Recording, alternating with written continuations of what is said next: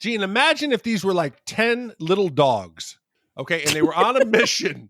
And the dogs were like, one had a gimpy leg. One wasn't. There was a fat dog. Right. There was gassy. a dog. Like, yes. You'd be like, oh, this is so The great. fat dog can't run fast. Yes. The black dog's really fast, but it can't catch. Yeah. This. I'm telling you, this is a half-white movie. If it was dogs and maybe a vampire. Remember when we first met John McClane? Argyle picked him up from the plane and took him down the Nakatomi Tower at the Christmas party. And the terrorists were overzealous, but it was sweet when they killed Ellis. And with a little help from Alan, John McClane kicked ass. Welcome back to Shat the Movies, the podcast where we answer the question, were the movies we loved when we were growing up really that good?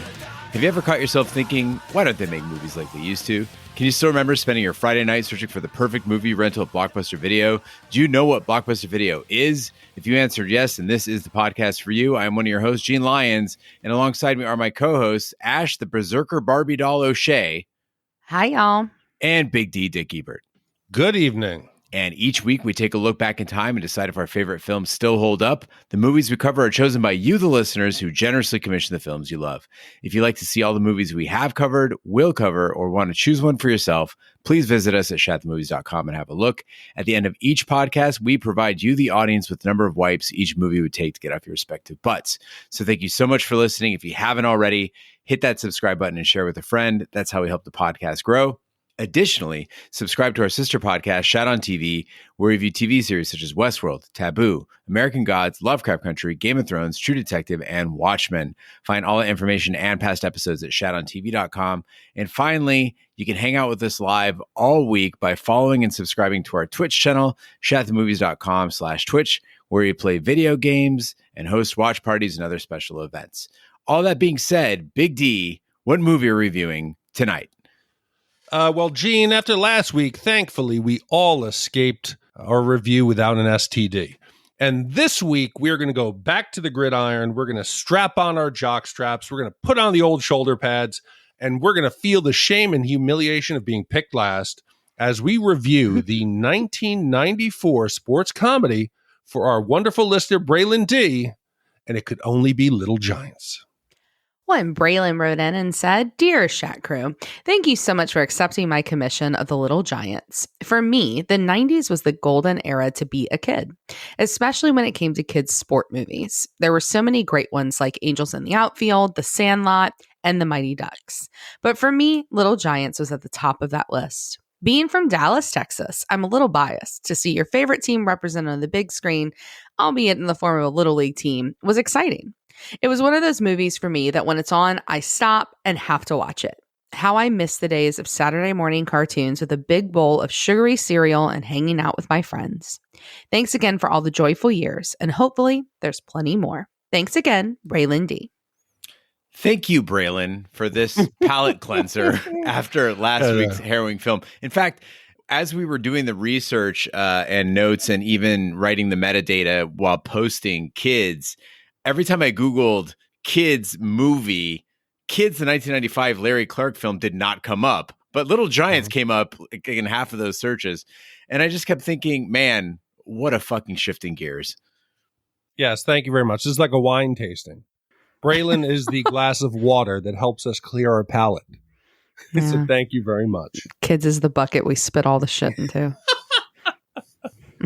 Little Giants is a 1994 sports comedy starring Rick Moranis and Ed O'Neill as brothers in a small Ohio town coaching rival Pee Wee football teams. According to the Baltimore Sun, Steven Spielberg saw a 1992 McDonald's Super Bowl ad and said, "I want that commercial made into a movie. I want my home alone." The film had a budget of $20 million and failed to recoup it with a total of $19.3 million in box office returns. So Big D, Ash, we always ask what your memories are of the film we're reviewing. Ash, we'll start with you. What are your memories of Little Giants? Well, like all good 90s girl tweens, I eventually saw all of Devon Sawa's movies, and this was one of them. And I have to say, for me, this film really stands out because it was the film that I went, wow, do I have to be a cheerleader to have a boyfriend because I was not wanting to be a cheerleader, and it made me really nervous. And I don't really remember a lot about the film itself when I was growing up. I remember thinking Devon Sawa was hot in this and Casper. And until I started this rewatch, I wasn't quite sure what it was. But I have to say, my very cynical, dark heart was really touched by this little film. And I'm super grateful to Braylon for making me revisit it. Not for Devon Sawa this time, but, for the movie. I feel like this is one of the kids' movies that we'll review that is just after when I stopped considering myself a kid. I played Pop Warner football from age 8 to 13, and then I graduated up to like junior high school football. So Little Giants was just a bit too childish for me in 1994. At that point, I was already watching stuff like Pulp Fiction. But I remember my friends' younger siblings were like wild about this movie. Everybody was really into Little Giants. And I've seen like the football scenes from it, but this is the first time I had seen it all the way through. So growing up, I must have frustrated every high school coach, every assistant coach. I was the man-child, gigantic, like freak, and I could not play. I was not athletic. I did not have the heart. I didn't want to get hit. I was just a disaster. They got me out there. I was pathetic. I should have dominated. I should have been a machine, a man among boys. But no, my weak ass heart and just my pussy spirit. It was just terrible. I was just embarrassing. So I regret it. If I grew up in Texas, I could have been a college athlete. I had the frame for it. I just needed someone to point me in the right direction. But as these sports movies go, I was never a big fan of the kid movies. Like even when we did Sandlot, I remembered it, but I was never like, oh, I love that movie. I don't get it. Mighty Ducks, never seen it. Angels in the Outfield, never seen it. Rookie of the Year, saw the trailer, never saw the movie. I think Kevin Brackett said it, where I'd rather watch an adult who's like an acclaimed athlete. I'd rather watch The Natural. I'd watch The Natural for the 25th time rather than watch a child like, yay, let's conquer it. We're going to win. That just never floated my boat. Mighty Ducks. You've never quacked together about the flying V formation? No. I love, someone commissioned it. It's such a great movie. No. I mean, it does have Emilio Estevez, and we know how I feel about him. Yes. But it's also got baby Joshua Jackson in it. I love that movie. I just looked up Devon Sawa, like what he looks like as an adult. Mm-hmm. Hell yeah. Lost that bowl haircut and got sexy. Fuck yeah. I'll be his tight end. On that note, let's get to the trailer. When you hear your name called, I want you to go over to Coach Butts, and I want you to pick up your jersey. Those jerseys are so cool. For everyone who has waited to be chosen. Lewis! Yeah! But is still waiting. Rivera!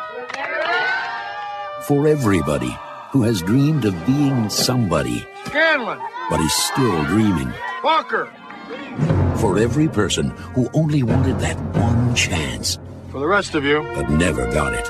I'd like to thank you for trying out. Your day has come. Let's kick some butt. Are you ready for a miracle? You killed the icebox. Look, you berserko Barbie doll. You can talk the talk, you walk the walk. Somebody call 911! Warner Brothers and Amblin Entertainment present Where in the hell do you get off trying to put together another team? Guys like you and kids like that, I mean, they can't help it, they're no good. Rick Moranis, Who are you, Vince Lombardi all of a sudden?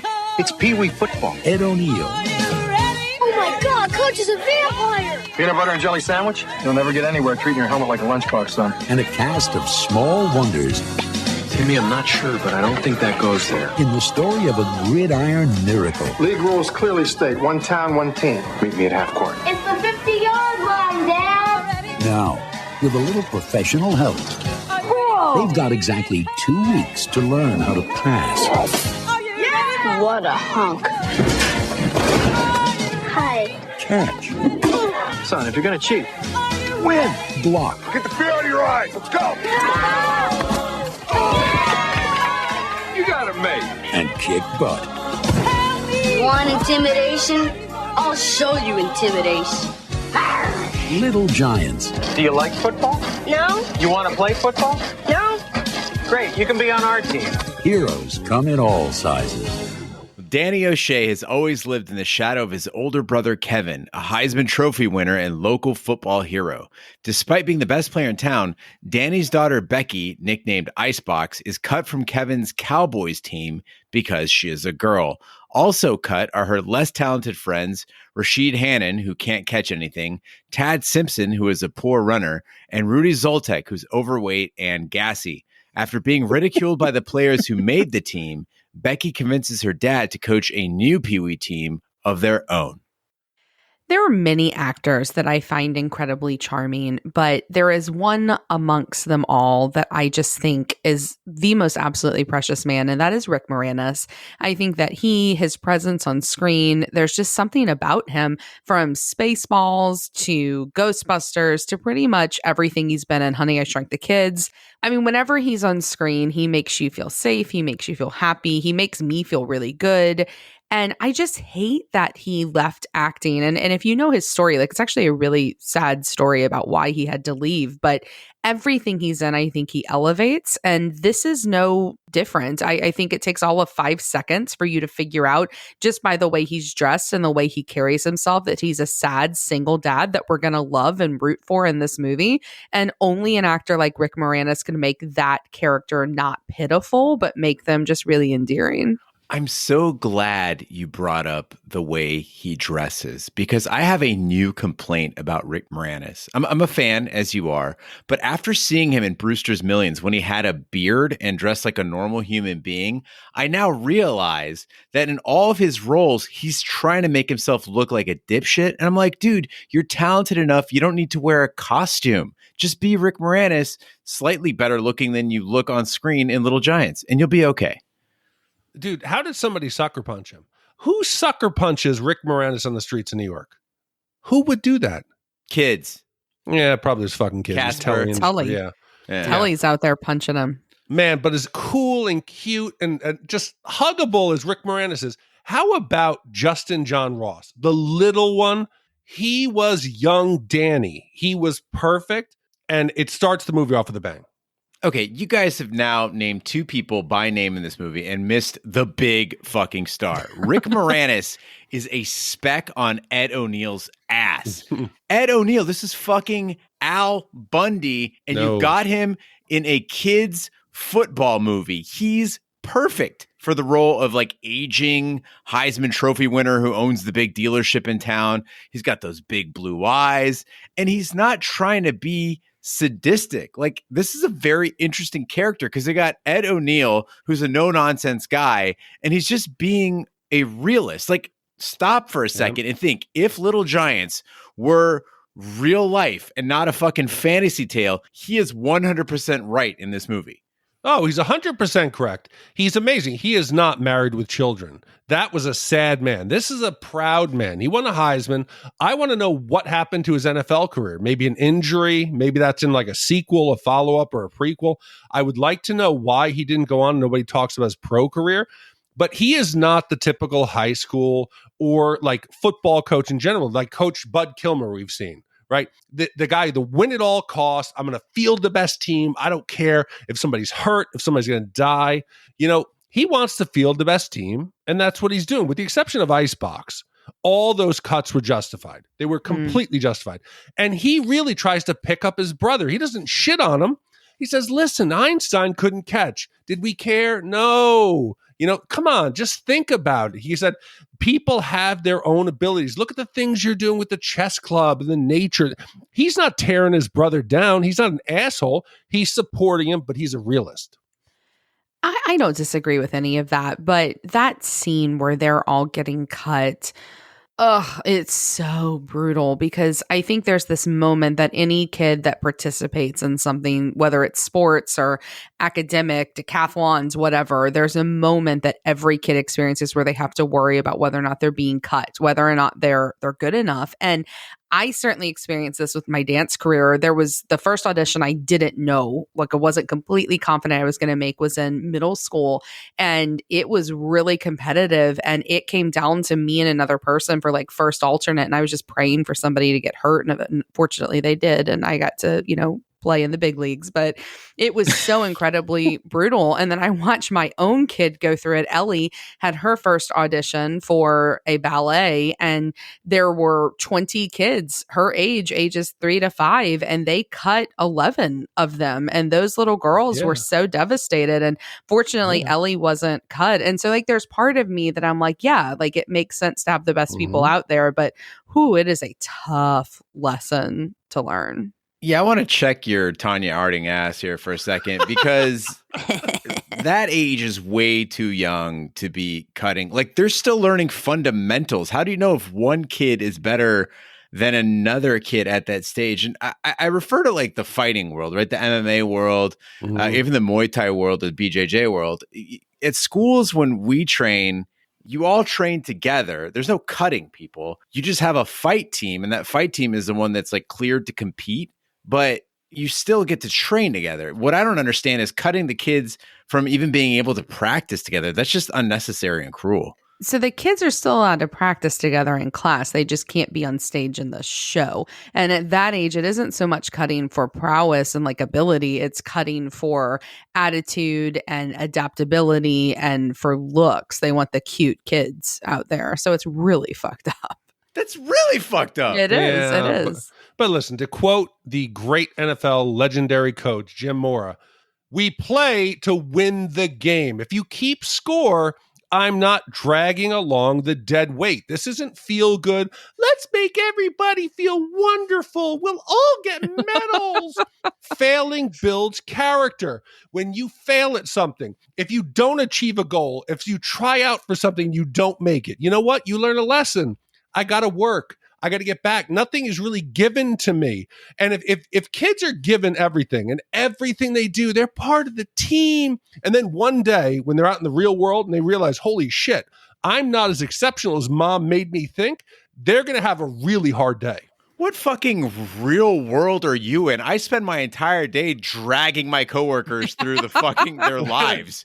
They're all underperformers. And they count on me to make them look good. It's a team, and we build culture. That's because you're dragging them along. Cut them. Fucking cut them all. You can't cut them. You can't cut them, though, because there's all this focus on collaborative culture now, right? All that BS. But I don't know. I'm a complete hypocrite because my son participated in a regatta and I didn't think he would win. And I told him it's just going to be all about, whether or not, you have fun. And then he came in first place and I was like cheering and jumping up and down. And he's like, I thought it was about if I had fun. I was like, well, it was until you won. Like, thank God you won. Like, fuck those other You're kids. A winner. Like, they're fuck worse. Those other they're kids. worse. They suck. Yeah, yes, exactly. I don't get a fucking trophy. You do. So I'm a huge hypocrite. Ash, do you want to clarify on that regatta for our everyman listeners who are about to throw their fucking phones through the window? Well, it's a Scout rain gutter regatta. And so he built a little sailboat with his dad, and I helped him paint it. And they race it by blowing with straws to, get the sails to move. And he won. And it's a big fucking trophy. And we also won for coolest boats. So just saying. Well, with your community, I was thinking more like One Crazy Summer. Oh, let's get the regatta. You have to go win. No, we were talking gutter drains, paper boats. One day. That's day. More his dad used to competitively sail, so we'll see if he becomes an asshole. I'm doing my laps. Okay. My biggest complaint about Little Giants is pretty obvious in that it's a kids movie. And my biggest complaint about kids movies is the tired archetypes that we see over and over again. And I get it. Kids have tiny brains. They can't really figure out nuance. They need archetypes to clarify for them. But I'm not a kid. I'm an adult. And so I was just annoyed with the fact that it's, the black kid is fast. The fat kid likes food. The losers all hang out together in a clubhouse. It's just so lazy. Give us something creative here. But they did, besides the fat kid who farting is his superpower, they start finding these rando kids. Hey, let's walk down the street. Oh, there's a kid who's downtrodden because his dad in the business world is leaving on another trip. Oh, hey, you kid in the store, do you play football? No, you don't. Let's make the team. They'd get arrested in most places. They're going after kids wherever they can find it. But what I do like is that they say dogs look like their owners or their humans or whatever you call it. I also, I have giant distended nipples. Yeah. So the fat parent has the fat kid. The nerdy adult has the nerdy kid. They come in pairs. So I kind of like that. That's exactly what I'm complaining about, though. Fuck. That's not how it would really be.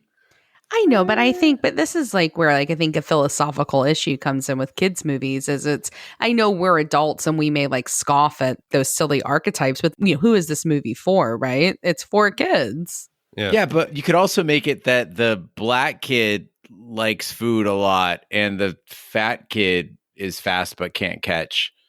Yeah, but it's not true. The fat kid's not going to be It's fast. not true. You don't think black people like food or fat kids can be fast? Well, can they? Yeah, but come on. Let's stick with the archetypes. Remember when you used to play like NHL and Sega? You had the 3 body types: the skinny one, the medium one, the big one. You gotta stick with what you got. The shadows.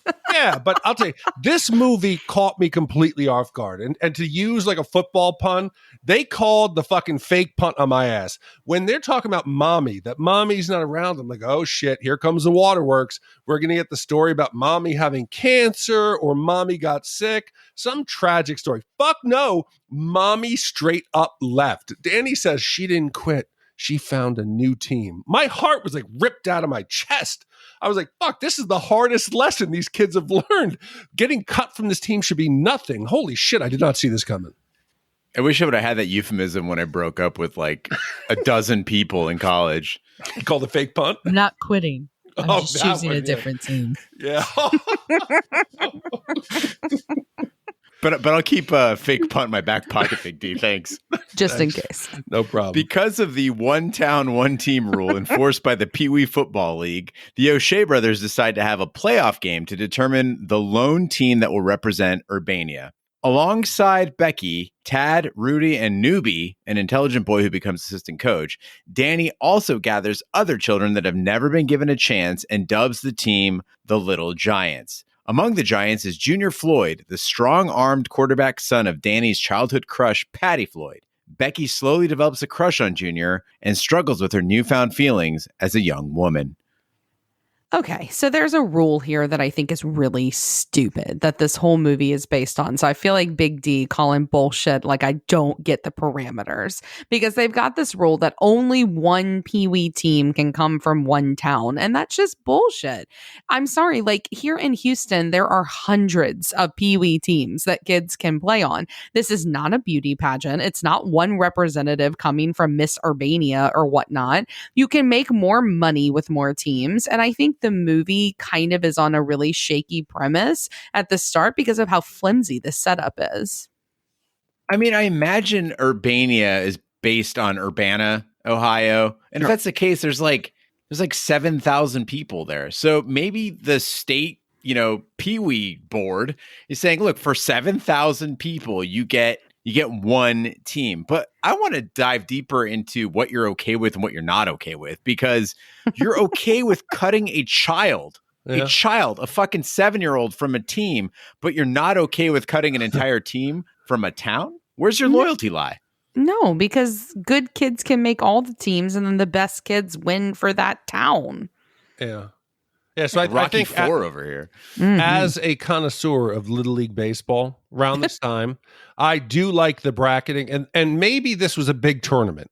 I kind of got the feeling was they were fielding a team to go up to like a region, a state, a country. So with the Little League, yes, there's hundreds of local teams. For the big tournaments, they combine their best players who live within a geo boundary. They then compete as a team. They then go on to the larger regional. So I got the feeling that this wasn't just a local team for local play, but they were going national. But again, that could all be just fucking fan fiction. That's what I pictured too, which is why I don't think it makes any sense for them to just immediately go start playing at a regional level. Like you have to prove yourself at your local level first. He's a Heisman Trophy winner. He can just bypass that shit. Apparently. Oh, Ash, you mentioned earlier that you had a crush on Devin Sawa, and I don't understand this phenomenon. Like, I'm not really familiar with him. Is he supposed to be hot? Supposed to. He was, right? Well, I mean, now it's weird to say he's hot because he's like 12 in this movie. But yeah, it was he and Jonathan Taylor Thomas, right? Like they were pretty sexy. Is that the Tool Time kid? Yeah, the middle one. It's kind of weird. This he's a cuter kid. But I feel like there's a difference between the two because like JTT doesn't get his name mentioned in this breathless manner by adults today. I honestly saw Junior in this movie, and I'm not kidding. I thought that it was like a young Ellen DeGeneres or something. Like I thought that was going to be the movie's twist, was that Junior was actually a girl. And that was going to be like, and then Icebox would have some sort of a revelation there. But between these two, between Icebox and Junior, I felt like they had zero chemistry with each other. No, I don't want to see kids here, but like there's that scene by the lake where they're talking about kissing. And I felt like I was watching one of those stepsister porns where it's like, well, I don't know if I ever want to kiss anybody. Well, you could kiss me. I can't do that. You're my stepsister. Zip. Oh, no, I think that it was precious. They're just like these little cute tweens that don't really know about liking other people. You just get kind of, wiggly down in your tummy when you see somebody who's cute and you want them to come and sit next to you and hold your hand. But like, did you feel the wiggles between the two of them? I thought that it was really authentic of their age group because they're like 11 years old. Like you said, this isn't kids. They're not going off and having sex. They're just wanting to kiss each other's hand in front of one another and talk about tongues. Hey, let's take a glass of water. Let's rinse out our palate. Do not bring kids back into this. We're already polluting it. Let's stay PG. Well, Gene's the one that brought up stepsister porn. I know he's like that, but we got to take ourselves back in time now to 94, 95, this time frame. The Cowboys were the big shit. They were the big stick of the NFL. They were like the big power team. They were the big franchise. You got Jerry Jones out there. You had Emmitt Smith, Troy Aikman. You had Michael Irvin. This team had won Super Bowls. You fast forward now. They're a joke. Our fans in Texas, I don't want to offend you. It has been 25 years since you guys have been to a Super Bowl, 25 years since a conference championship. So people like to blame Jerry Jones. It's his fault that the team's falling apart because he's got a medal. You got Bill Parcells, you got Jimmy Johnson, big coaches. They want to choose the groceries if they're going to cook a meal. And Jerry doesn't like that. So I think maybe there's a little giant curse that's been overlooked. Ever since this movie, they were the big shit. It comes out, they won a Super Bowl, boom, into the shitter. So I want to start that now. It might not be real, but it could be. While we're busy making enemies, there's a few sports franchises I want to call out. These are sports franchises that just should lie down and die. One, I agree with you, Big D, the Cowboys. Two, the Chicago Cubs. Like, I am an avowed White Sox fan, but it goes way beyond that. Is that when these guys come out for spring training, they are the most annoying fans in the world.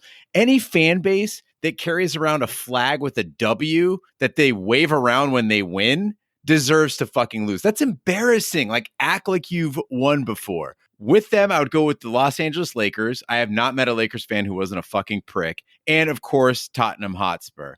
On the chopping block, I'm sorry, Big D, but the Yankees are definitely on the chopping block because that team is stacked year after year and underperforms. And there's just this manufactured nostalgia for them that I do not understand.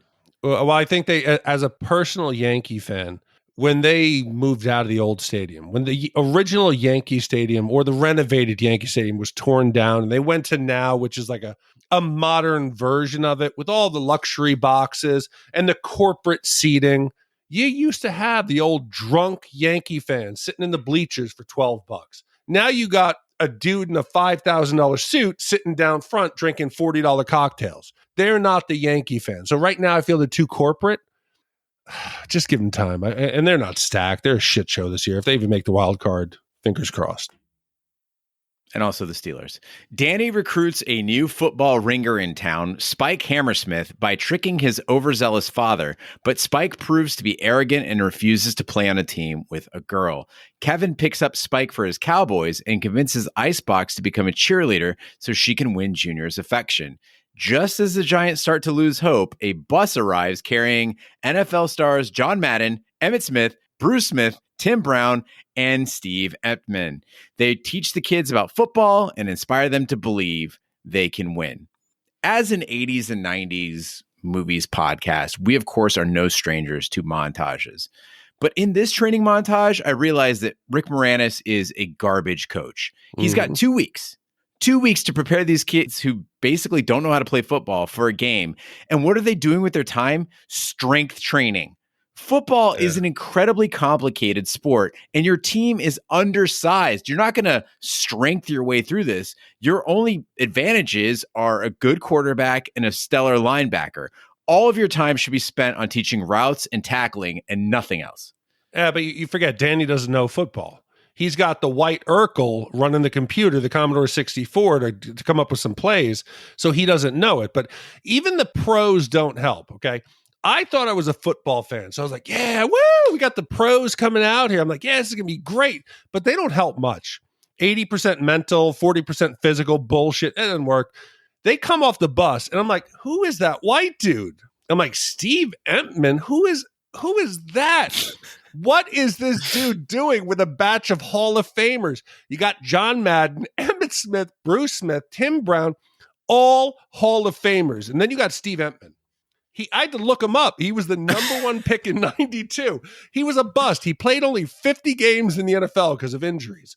Edmund, if he had learned anything in the NFL, he should have been teaching these kids how to use painkillers like Toradol to play through the pain, because he did not know how to play in the NFL.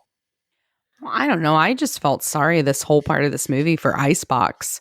I mean, God, y'all. I mean, I think if anything's aged horribly about this movie, it's the way that they treat her and her character. Because I think today, if this movie were made, Icebox would be like this badass. She'd be championed. I mean, just look at what's happening with like Disney princesses and the fact that Elsa doesn't have a love interest and Moana doesn't have a love interest. And, you know, they're building up these strong female characters. And Icebox could have been that. But instead in this movie, she's caught in this like weird binary where like she can't be herself, but she also doesn't like know herself, but she also can't learn who she is because everybody wants things from her for the wrong reasons. And here's the long and short of it. She's a cool fucking girl. Yeah. Like Icebox is the girl that grows up that like you want to be friends with. Fucking Debbie sucks. All the Debbies, when they grew up, they fucking sucked, and they still suck. Go look them up on Facebook. They glowed down. They're shitty. Bitches. They're the dance moms that are at my daughter's like studio that go out and drink wine during dance class. They're awful. Icebox, she's fucking cool. Yeah. And to drive home the point that they did Icebox wrong, they wanted to emphasize her torn nature, like somehow implying that there's a dichotomy between being feminine and playing football. So they didn't even give her pants for the big game. Like she goes in the locker room and she could find everything else, but they're like, make sure she's got shoulder pads and a helmet, but she's got to play in a cheerleader skirt because after all, she's still a girl down there. You get a lot of like turf burns or whatever. I agree. I thought she should have gotten some pants, but we've already talked about the fact that Kevin isn't the typical coach you would expect. His family isn't the typical family. When we start getting into the O'Shea family dynamic, it's really where I love it. His family, they're cheering for the Giants. He sees them in the crowd. He's like, shit, what are they doing? When they're training in the house, he's like, what are we going to do for Icebox? And he's got the couch cushions and the kids are tackling it. And he's like, no, we got to get in there. And he launches himself out the window, off the porch, breaks his nuts on the tree, goes in the pool. Most other coaches would be pissed off.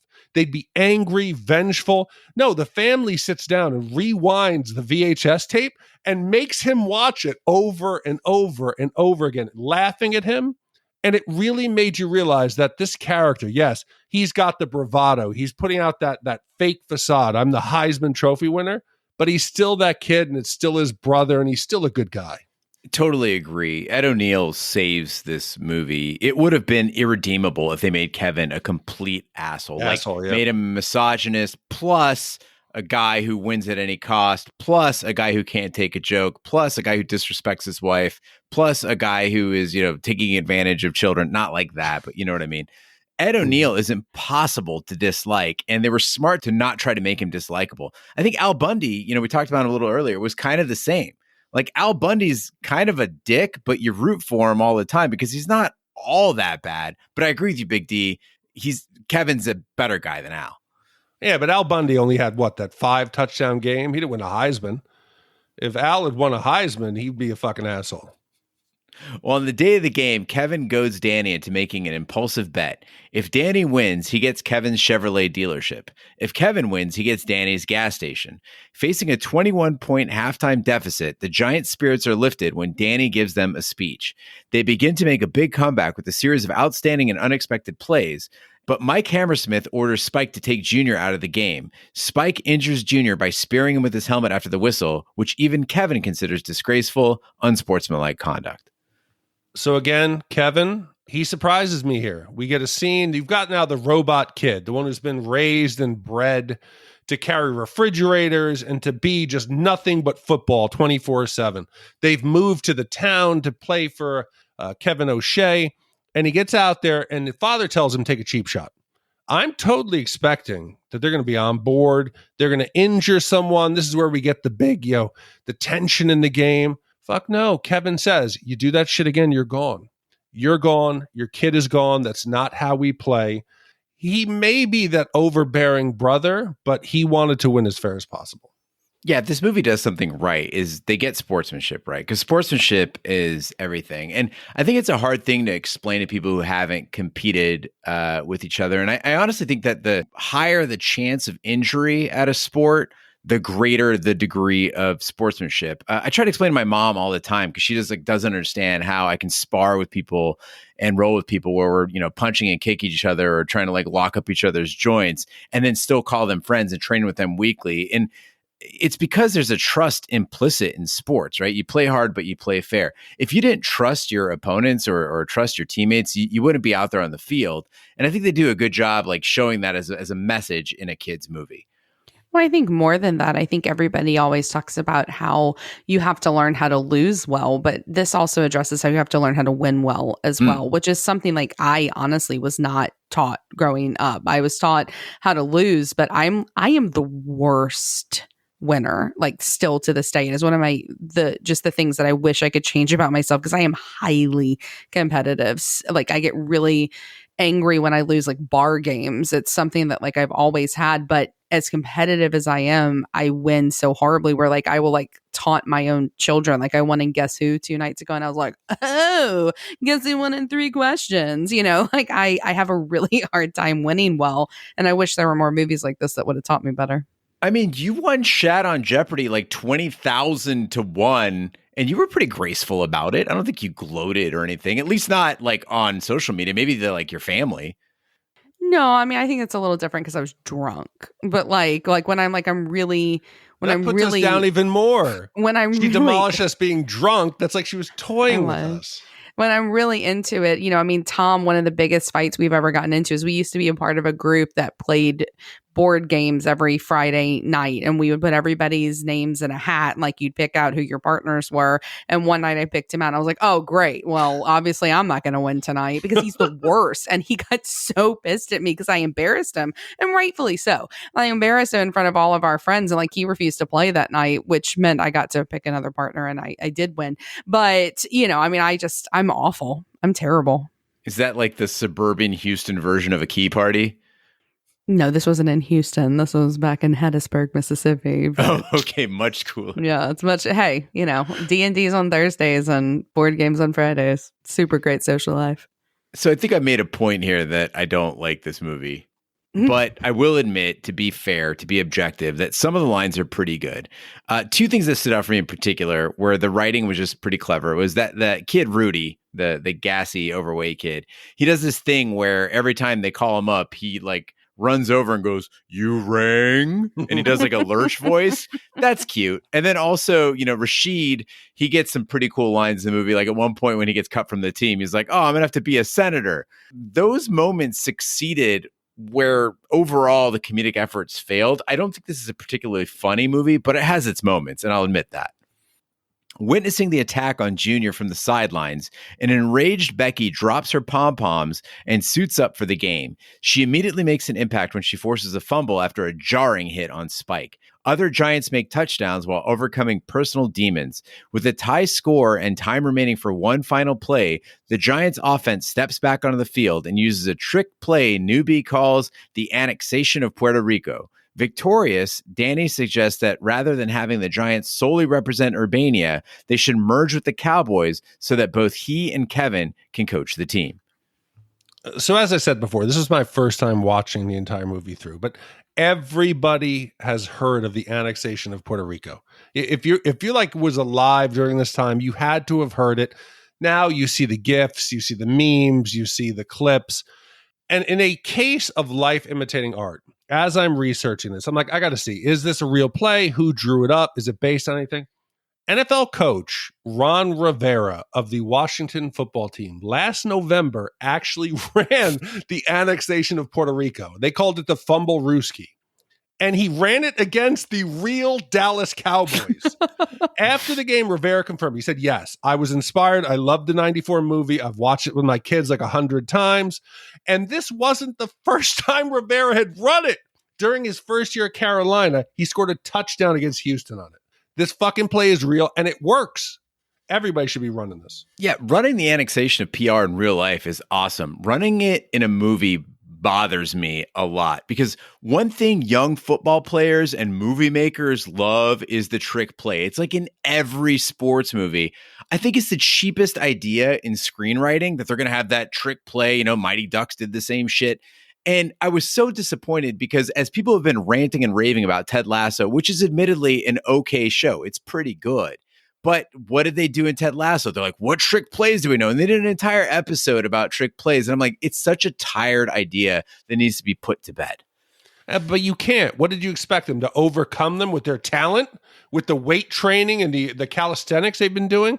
They need to find a way to use what they have. They're smart. You got Urkel with the computer and Madden. They're going to come up with a play. That's the only advantage they have.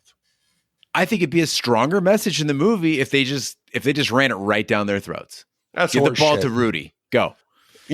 Yeah, okay. Well, either way, whether they did a trick play or not, this is still a far superior film to Sean Astin's Rudy, because we complained in that movie about how we didn't get enough of like the magic of football, but I think you do get it here. There's such a dramatic, idea of a clock running out and them having to figure out how to get the clock to run out, and it just works. It may be super formulaic, but that combined with like a really exciting score, I think it makes any football movie and really any film the better. And I love every single minute of this movie that got played on the field. I feel like you're just spoon feeding me these talking points at this point, Ash. Let's talk about that clock. Oh my God. Because they got so much of the football wrong in this movie. In the end scene, we're faced with a 4th and goal situation, but there's no explanation of how we got there. It's just suddenly 4th and goal. And why is the clock still running? It should have been stopped at the change of possession. The clock should be stopped at this point, but it's running just to intensify the drama of the movie. It's not right. So as you're reading that block, a memory pops in my head. When I came to Florida for the first time in 98, I interned, quote, with Disney, but it was bullshit. It was cheap labor. And I opened Wide World of Sports. And one of the events that we would hold there was like the Pee Wee Super Bowl. And it was, I don't know how old these kids were, 7, 8 years old, but they were running pro-style offenses. They were, it was impressive what they could do. But there was a 4th down goal line stand. If they held them off, the team would win, the defensive team. If they scored, there was a stop at the goal line. And these kids went from like machine football players like Spike to immediate tears. Like you were reminded they're children. And the parents ran out. And it was still one of my favorite sporting memories I've ever had. Well, and I have to say that that's kind of what got me about this film. And this has to be because I'm a parent, because there's no reason why I would feel this way about a film that's cheesy like this other than because I have children. But here's the deal. My son was born very, very early. And because of that, he has a gross motor delay. And it's very slight.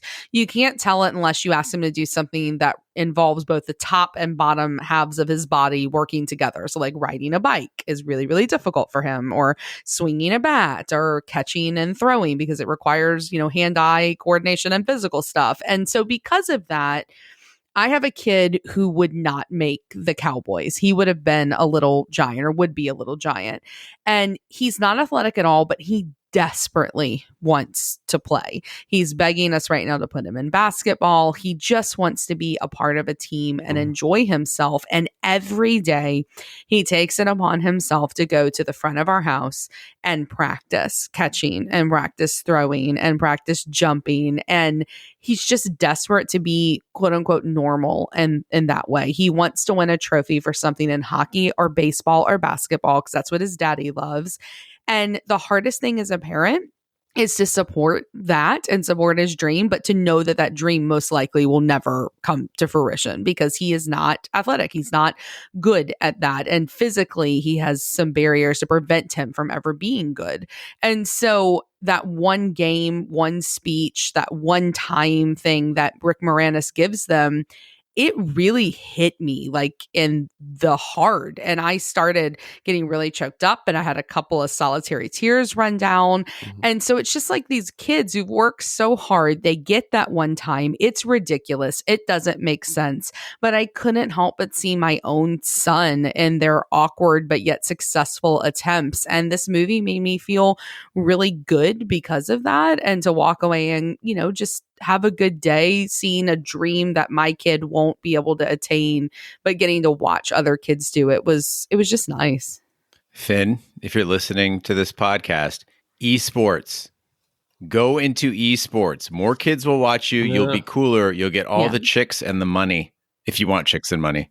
He is getting a Nintendo Switch for Christmas because he's super into alert. Gaming. Well, I mean, he doesn't listen to the pod. You don't know what he's doing. Because he's 5, I do. Because he is so into gaming. So yeah, I mean, he's a cool dude. It's just, but the problem is he wants to play sports. He wants to be, you know, a normal kid. Finn, this is your Uncle Gene. If you're not good at video games, podcasting also gets all the chicks and all the money. It's lies. Well, I hope you guys will indulge me on this one because this is a speech I've wanted to give like my sister, my cousins, all the parents at family parties who have kids and aren't particularly good at sports. Why sports? Like every time I talk to any non-Iranian parent, it's always about how big or how strong or how fast or how talented their kid is at a sport. And they pour hundreds of dollars into it and they go to all the games, etc. But I have yet to hear a parent, again, non-Iranian, tell me about something their kid did academically or like a kind act they did or something they created artistically. And I'm not talking about YouTube. I'm talking about people like in day-to-day life. Like all these kids, you know, that one moment speech you were talking about, all these kids might be exceptional at something else, which brings me back to just playing for fun. I think that we should encourage kids to play sports, even organized sports, just to have a good time and fuck the competition angle of it. You win, you lose, whatever. Yeah, but I don't think it's just about sports, though, because I certainly don't ever talk about my kids with sports. I talk about academics for them and I talk about them being kind because I just want them to be good people. I don't really care if they're good at like a lot of things. I just want them to be kind. But the fact of the matter is like the kids want to play the sports because that's what society's telling them. Yeah, but the kid wants the uniform and to be in the team picture. They don't give a fuck about actually being good at the sport. But isn't dance a sport? Dance is a sport, and I did feel that way. Like I cared about being the best, and that's why I started dancing 6 days a week. And my parents spent all those thousands of dollars because I was probably about Finn's age when I started to realize like I could be better than other people and wanted to be. And you never forgot that lesson. No, never. I didn't. Never. Well, now is the time when we give our wipe score for Little Giants. The Shat score is our way of telling you how many wipes this movie takes to get off your respective butts. 0 wipes is a perfect movie. It's winning the Heisman Trophy and moving back to your hometown to run a successful car dealership. 5 wipes is an absolute disaster. It is that CGI snot bubble in Todd Bosley's nose. Big D, we'll start with you. What is your wipe score for Little Giants? So as a man in his late 40s, I did not think I was the target audience for this film. So I brought in a focus group. So this score will not be just my own, but I brought in Emma. So Emma and I sat down and we watched this movie. Emma always says, Daddy, why do you watch football? She hates it. She does not enjoy it. She thinks it's boring. I said, it's 1 day a week. She does not see it, right? So I'm like, let's just get through it. I said, there's a girl. She wants to play football. So I got her interested. We sat down and watched it. She laughed multiple times. Yes, Ash, she thought JR was, quote, cute. Okay? His name is Junior, not JR. No, but I think she calls him JR. Or his jersey says JR. There's JR somewhere. It says JR for Junior.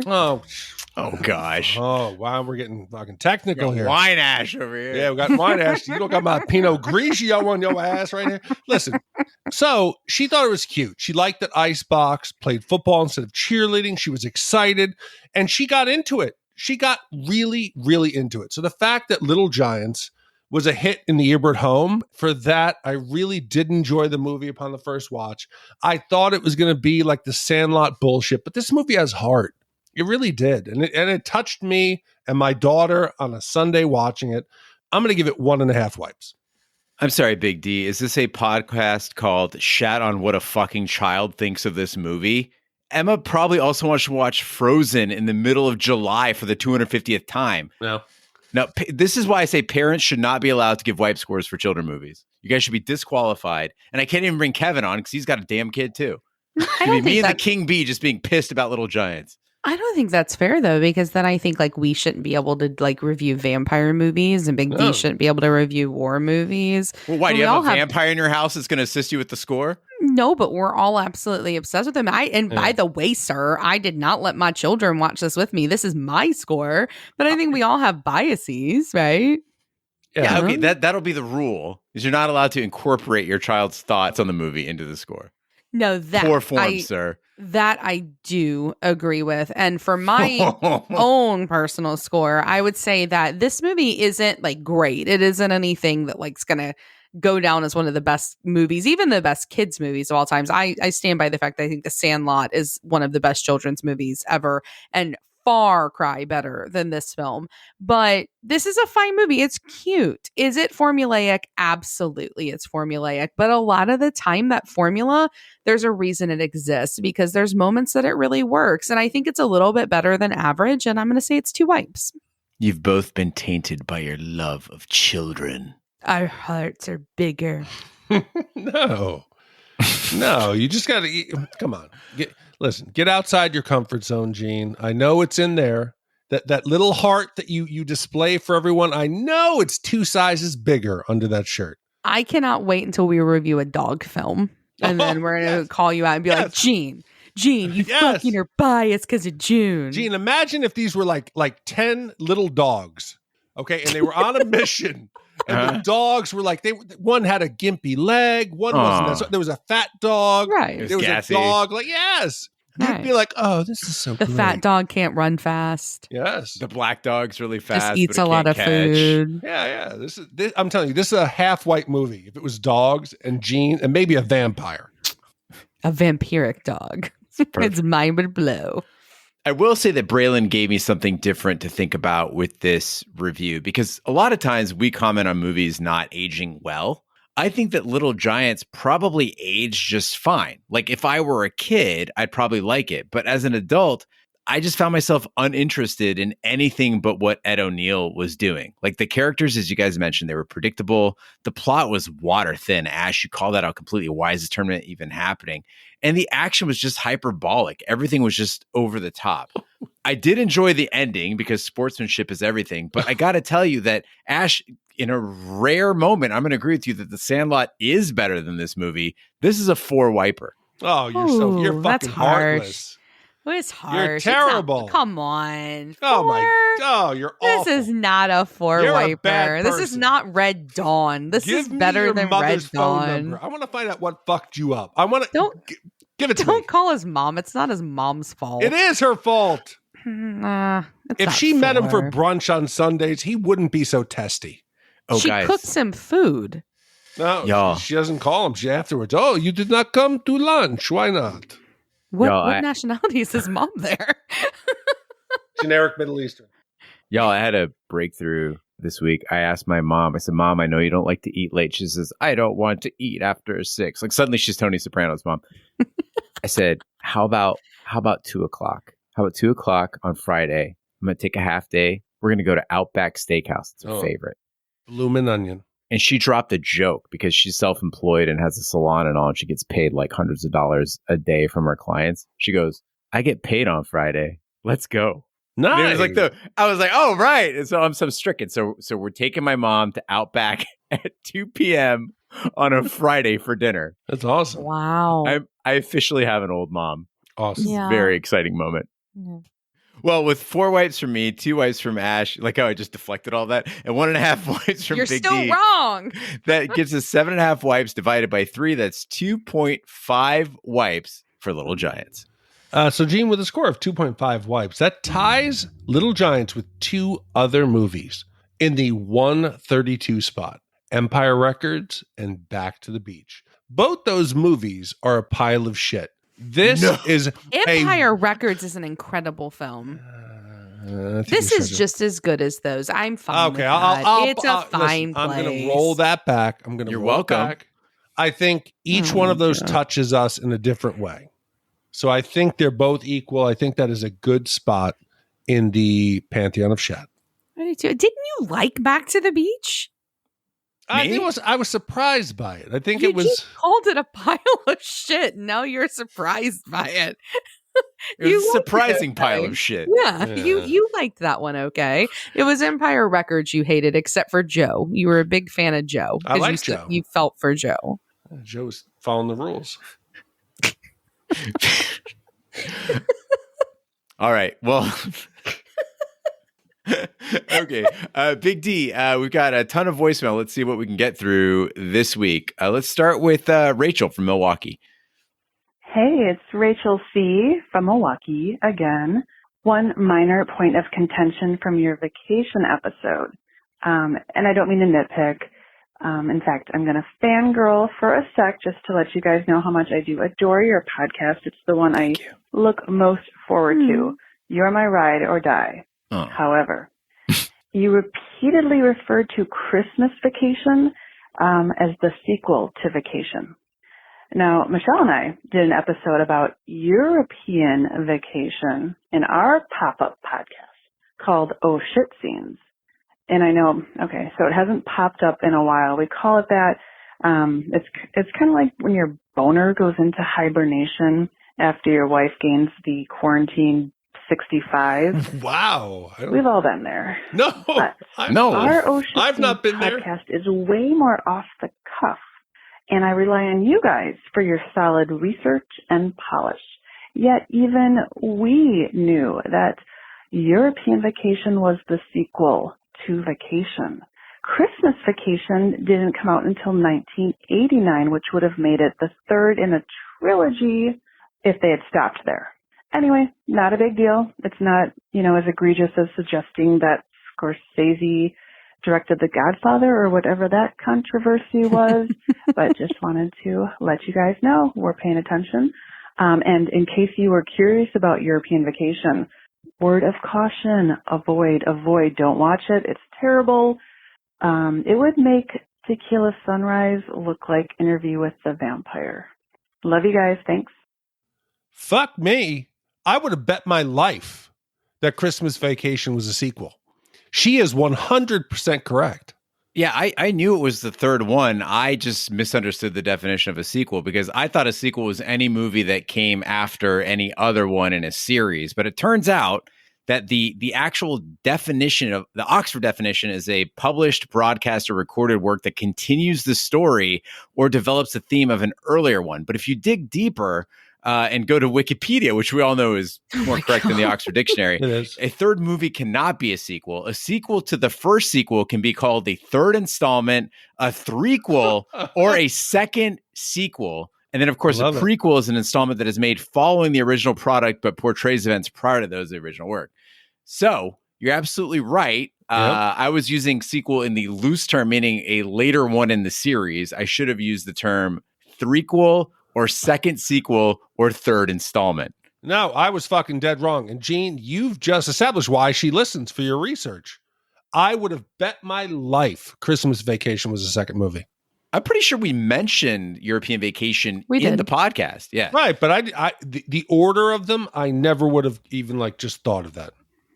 Well, thanks, Rachel, for calling in with that point of contention and plugging your own podcast.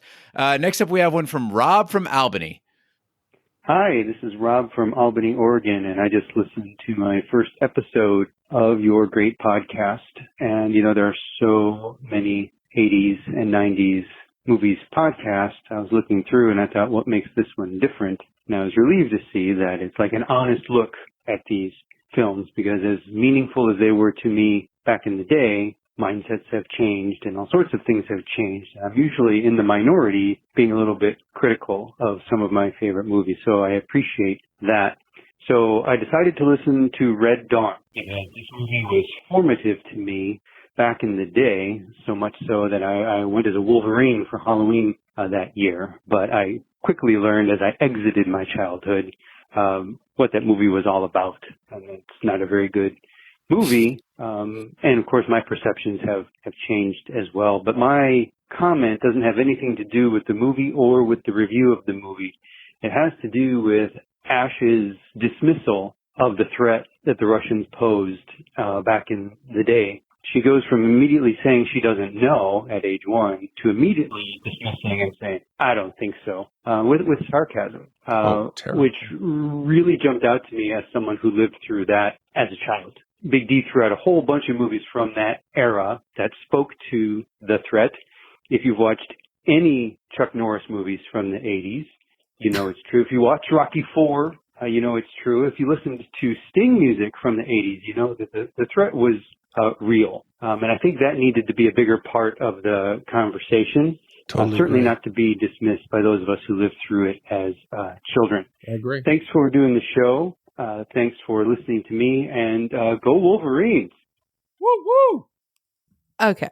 So, yeah, I was one when it came out. My point is that looking back on it, were they really that big of a threat? I'm not arguing that we didn't have like an entire fear campaign and that the Cold War wasn't real and that people didn't believe that potentially they were a threat. But, you want to get into the specifics here about when the Cold War began following World War II. I mean, Stalin wasn't exactly all about world domination. That was just a big thing that kind of got played up. He was more about worrying about things at home. And then we all know how the Soviet Union fell. And we all know the fact that they talked a big talk and that they really didn't have the shit that they said they had. So my point in saying that was not sarcastic to say that we didn't believe that they were a problem. My point was that, were they ever really going to bomb us? Were they ever really going to have the capability to do those things? We know now that they had a lot of show and not a lot to back it up. And that's what I meant. I didn't mean that you all weren't afraid in the 80s. I mean, we were all really afraid of people that looked like Gene for a while after 9/11. But, it wasn't for real, right? Like, it's just fear campaigning. Rob, thank you for the support. It was difficult when we recorded this to hear Gene and Ashley just shit on my fears. I was a child. I was scared. And they just threw it to the side and they just put me down. Didn't you just describe yourself as having a pussy attitude? Yeah, shut up. Red Dawn is a fucking work of genius. I don't care what you say. Rob, you can be my militia. Thank you. Well, thanks, Rob, for your call. Next up, we have Jen calling in from Hawaii with some more military education for me. Hey, guys. It's Jen in Hawaii. I heard a request for more lady shatters to call in via voicemail, so I'm here. Nice. Lady shatter and former cellist saying hi. And I want to let you guys know that as a fan who's also a parent, I'd like to think that we're contributing to the next generation of shatters. So it might be a small contribution, but if we all do our part, Gene and Sarah, we can leave a pretty badass legacy. Wow. Because the world needs good people raising more good people. This is how we win. And while I'm here, I'm going to go back a few episodes because I'm behind. I was able to locate a subject matter expert to answer a very important question, I believe asked by Gene. Why doesn't the Army just wear flight suits all the time? Great question. Here's the answer I got. Although comfy as hell and adorable, in order to go potty, not an Army term, one might need to, in certain situations, first remove several pounds of gear and armor only to navigate a 48-inch zipper. Pants just make more sense. Love and aloha to you all. We appreciate you. Bye. I love her. And Jen is chill. Hawaii's treating her well. I love her so much. I think Jen also revealed a need for the Shat community, which is Finn's got to carry on the torch because we're going to have a next generation of Shatters and need something to listen to. And they certainly are going to think we're ridiculous with our ideas of the Cold War. Big D, I mean, listen, in the field, you've talked about, fucking ticks and all that shit. What if they just put like a butt flap on a jumpsuit? Could you just use that? No, because if you can like drop trow and like bugs can get in, snakes can get in. I would rather just make it a little harder. But if you're in like a flight suit, you're great. You're in a plane, woo, it's all nice. Out in the field, it's not like that. Well, thanks, Jen, for calling in as always. And thank you to your mystery army man for helping us out with that answer. Our final voicemail for today comes from our old friend Hot Sauce Steve, plugging a hot sauce challenge that I'm going to be involved in really soon here. Hey guys, it's once again Hot Sauce Steve, just calling in to talk about hot sauce this time. So coming up October 2nd, we have yet again another hot sauce challenge we'll be doing. Just wanted to throw that out there in case someone wanted to tune into Twitch to watch it. And if you want to be on a future Hot Sauce Challenge, you can find me on the Discord or on Twitter as Hot Sauce Steve.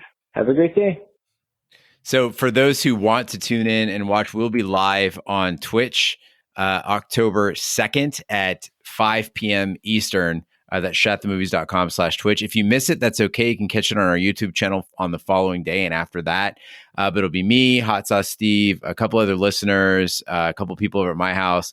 And we've got 10 different hot sauces we're going to be trying in increasing spiciness, kind of like the hot ones, while asking each other questions. It's a lot of fun. I think he toned it down for this one because we had a little bit of trouble on the first one. And then the second one was a little too weak. So this is going to be somewhere in the middle of the Goldilocks of hot sauce challenges. But check it out. Again, October 2nd at 5 p.m. Eastern. Thanks for organizing it and getting everyone involved, Steve. And thanks to everyone who called in with your voicemails. Again, if you'd like to call in and leave us a voicemail, 914-719-SHAT, and just let us know what you're thinking. Big D, what do we have coming up next week? Well, Gene, before we get to next week's movie, I want to do our review of the week. And a lot of times we get some hate for Ash, hate for Gene. I decided to share some hate for Big D. Yes. And this one came in from one of our listeners, I assume, Jordan Peterson. And Jordan Peterson said, I figured out the problem. Big D is a tiresome caricature. Getting rid of him would make this podcast so much more listenable. Your best cast, exclude him. I swear his stories are all fake. And he signed it America. So thank you, Jordan. Keep listening. I love you, buddy. What I love is that Jordan left 3 reviews about how shitty I was, and now it's changed to you. So I just want to say, Jordan, I appreciate you for giving me another chance. I'm really glad that we were able to find some common ground. And thanks for keeping on coming back. We appreciate you, bud. I feel like Jordan's onto something here because if we did get rid of Big D, like we could be on NPR in a heartbeat. Totally. Like the Ash and Gene show, NPR would pick us up immediately, or Radiotopia, or like maybe like the guys. Serial. We'd be set. You're the thing that's holding us back, Big D. God, Big fucking D. know. I'm going to quit this shit. Jordan, if you want to start a podcast with me, I would love to do it with you. We could find a topic that you're... The Last of Us. I think, yeah, near and dear to your heart. Maybe prepping, maybe like some Wheel of Time. Lord of the Rings. Whatever you want to do, contact me, Jordan. I'm down. We could do it. So please, if you like Seriousness of the Cold War. If you like the podcast, leave us a positive review, okay? This is a battle between good and evil. If you hate me, let's go. Throw down the gauntlet, people. Let's go. I may be a caricature, but this shit's not fake, and that's sad. But, Gene, next week, we are going to one of the classic 80s films.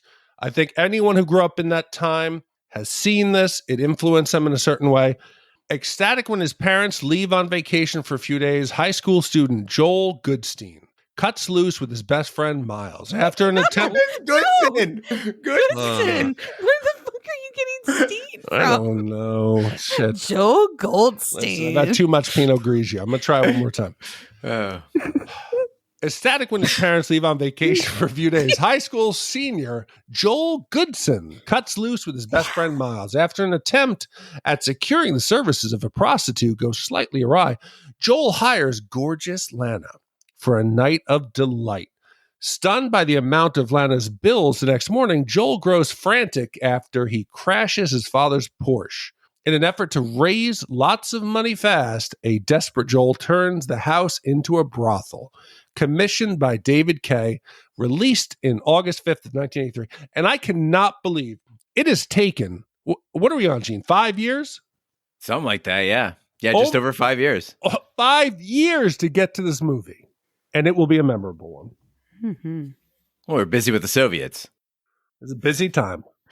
Well, thank you, David, for commissioning our upcoming movie. Thank you, Braylon, for commissioning Little Giants. And thank you to all the commissioners who make Shat the Movies possible. That concludes this week's episode of Shat the Movies. Be sure to follow us on social media and share with a friend. We're on Facebook, Twitter, Snapchat, and Instagram at Shat the Movies. You can email us, host@shatthemovies.com. Support the podcast by shopping our Amazon affiliate link, completing a free anonymous survey to help attract advertisers, buying our merch, or commissioning your own movie. Find all that information by visiting our website, shatthemovies.com.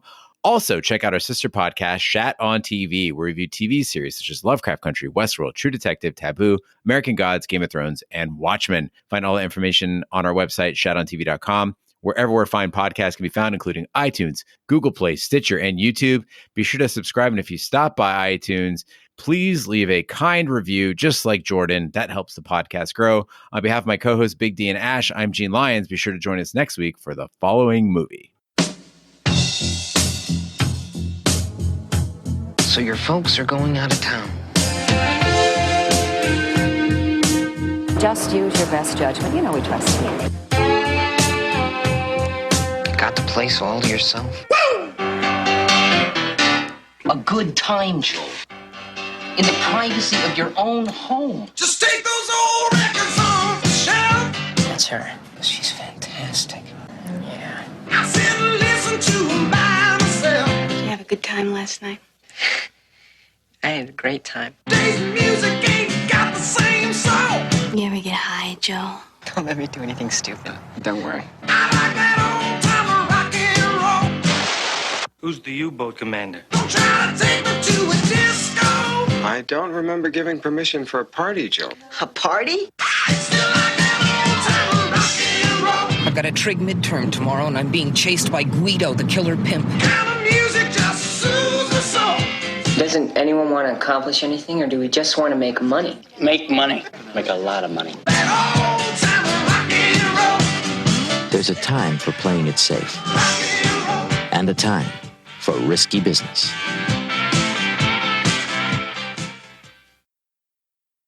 Beep, beep, beep, beep, beep, beep, beep. I threw myself because I saw on stage.